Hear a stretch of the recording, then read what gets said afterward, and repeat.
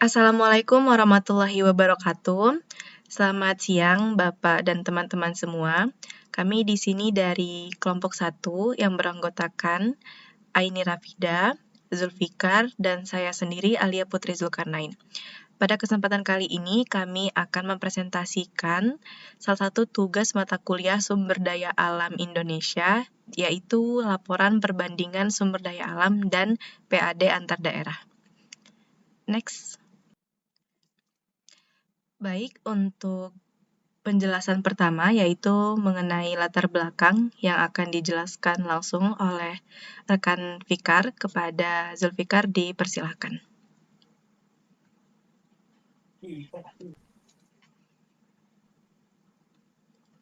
Sumber daya alam atau SDA merupakan salah satu faktor penting dalam pembangunan ekonomi suatu daerah. Banyak daerah di Indonesia memiliki potensi SDA yang melimpah, seperti pertanian, perkebunan, perikanan, hingga kehutanan. Namun, kekayaan SDA tidak selalu memberi dampak langsung terhadap peningkatan pendapatan asli daerah atau PAD. Hal ini disebabkan oleh berbagai faktor, termasuk struktur ekonomi, kapasitas pemanfaatan SDA, serta sejauh mana nilai tambah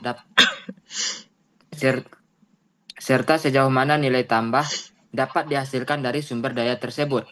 Contoh nyata dapat dilihat pada Pasaman Barat dan Padang Pariaman yang memiliki potensi SDA cukup besar, tetapi masih memiliki PAD yang relatif rendah. Sebagian besar komoditas hasil SDA di kedua daerah ini masih dijual dalam bentuk mentah dan dikelola oleh sektor primer, sehingga kontribusi fiskalnya tidak maksimal. Banyak aktivitas ekonomi yang berkaitan dengan SDA. SDA juga berada di bawah perusahaan besar yang pajaknya disetor ke pemerintah pusat, bukan ke kas daerah. Akibatnya, kekayaan SDA belum sepenuhnya memberikan dampak signifikan bagi peningkatan PAD. Sebaliknya, Batam menunjukkan kondisi yang berlawanan. Meskipun memiliki SDA yang sangat terbatas, Batam mampu mencapai PAD tinggi karena bertumpu pada sektor industri, manufaktur, jasa modern, dan kawasan perdagangan bebas. Hal ini menunjukkan bahwa tingginya PAD tidak hanya ditentukan oleh jumlah SDA, tetapi lebih dipengaruhi oleh kemampuan daerah dalam menciptakan nilai tambah dan dipengaruhi oleh kemampuan daerah dalam menciptakan nilai tambah dan mengembangkan struktur ekonomi yang produktif. Oleh karena itu, penting untuk menganalisis perbandingan antara SDA dan PAD guna memahami dinamika ekonomi daerah serta peluang penguatan fiskal di masa mendatang. Bella, sekian dari saya kembalikan kepada moderator. Baik, terima kasih kepada Zulfikar. Next. Baik, selanjutnya yaitu mengenai perbandingan SDA dan PAD di setiap daerah, yang akan dijelaskan langsung oleh saya sendiri. Perbandingan antara Padang Pariaman, Batam, dan juga Pasaman Barat ini menunjukkan bahwa hubungan antara kekayaan sumber daya alam dan besar atau kecilnya pendapatan asli daerah itu bukanlah hubungan yang linear, yang dimana artinya daerah yang kaya SDA itu belum tentu memiliki PAD yang besar, dan juga daerah yang miskin SDA bisa saja memiliki PAD tinggi. Fenomena ini terlihat jelas pada 3 daerah yang dianalisis. Nah, di sini teman-teman bisa melihat dari perbandingan grafik SDA dan PAD di setiap daerah. Sebagaimana kita bisa dilihat, sumber daya alam yang ada di Batam itu sangat kecil, yaitu sekitar 5%. Kemudian untuk PAD-nya tetapi di Batam itu memiliki PAD yang sangat tinggi, itu ada di sekitar 45,96%. Kemudian selanjutnya itu kita juga bisa melihat di Padang Pariaman untuk sumber daya alamnya itu di angka sekitar 23%, cukup tinggi dibandingkan dari Batam. Kemudian untuk PAD yang ada di Padang Pariaman ini ternyata lebih rendah dari Batam, yaitu sekitar 10,84%. Kemudian untuk selanjutnya yaitu di Pasaman Barat, SDA-nya itu lebih tinggi dibandingkan Batam dan juga Padang Pariaman, yaitu di angka 41,87%. Tetapi untuk PAD-nya itu lebih kecil dari Batam, tetapi lebih tinggi dari Padang Pariaman, yaitu di angka 14,31%. Baik, sekian yang dapat saya jelaskan. Selanjutnya yaitu mengenai daerah di Pasaman Barat, itu akan dijelaskan langsung oleh rekan kami, Zulfikar. Kepada Zulfikar, dipersilakan. Baiklah, saya akan menjelaskan di daerah Pasaman Barat, yaitu Pasaman Barat merupakan contoh daerah dengan SDA sangat tinggi, yaitu 41,87%. Namun, memiliki PAD yang relatif rendah, yaitu 160 miliar atau 14,31%. Kekayaan SDA Pasaman Barat sebenarnya sangat besar karena daerah memiliki perkebunan sawit yang luas, pertanian padi dan jagung, hortikultural, perikanan laut di air bangis, serta sumber daya alam kehutanan. Secara geografis, wilayah ini berada di kawasan tanah subur dan pesisir yang sangat produktif, sehingga komoditas primer tumbuh pesat. Namun, melimpahnya SDA tidak otomatis menghasilkan PAD besar. Sebagian besar, produksi dikuasai oleh perusahaan besar yang pajaknya disetor ke pusat, bukan ke daerah. Selain itu, tidak adanya hilirisasi membuat hasil SDA hanya dijual sebagai bahan mentah, sehingga nilai tambah tidak dinikmati daerah. Akibatnya, meskipun SDA besar, PAD Pasaman Barat tetap rendah karena struktur ekonominya kurang menghasilkan pajak daerah. Sekian saya kembalikan kepada moderator. Baik, terima kasih kepada Zulfikar.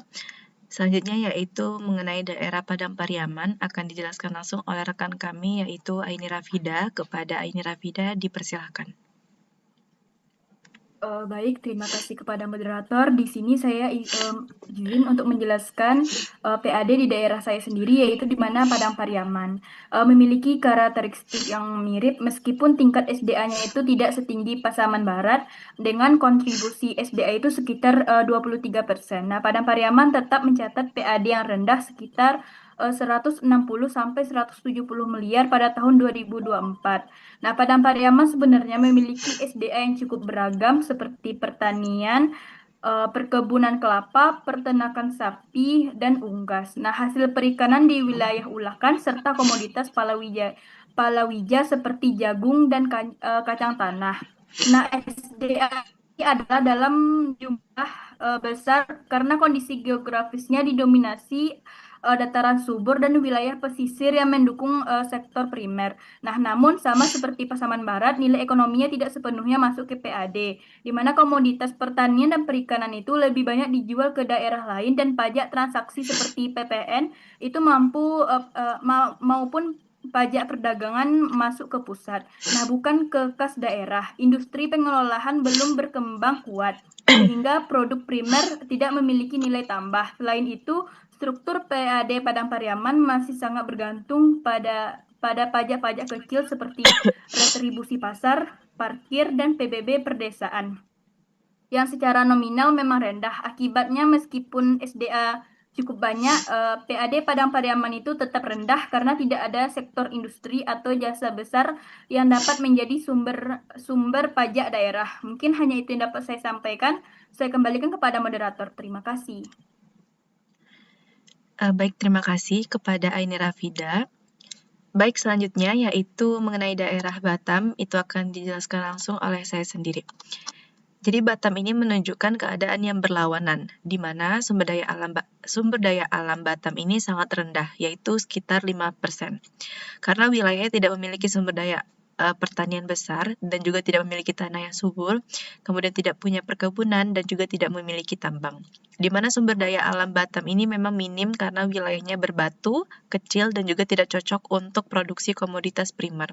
Namun justru karena kondisi inilah Batam berkembang sebagai kawasan industri manufaktur, galangan kapal, industri elektronik, jasa perdagangan, pariwisata, serta kawasan perdagangan bebas atau FTZ.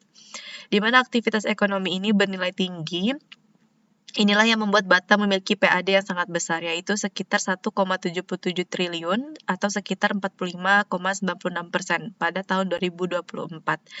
Kemudian pajak hotel, restoran, hiburan, PBB komersial, izin industri, hingga aktivitas ekspor-impor itu memberikan kontribusi langsung terhadap PAD.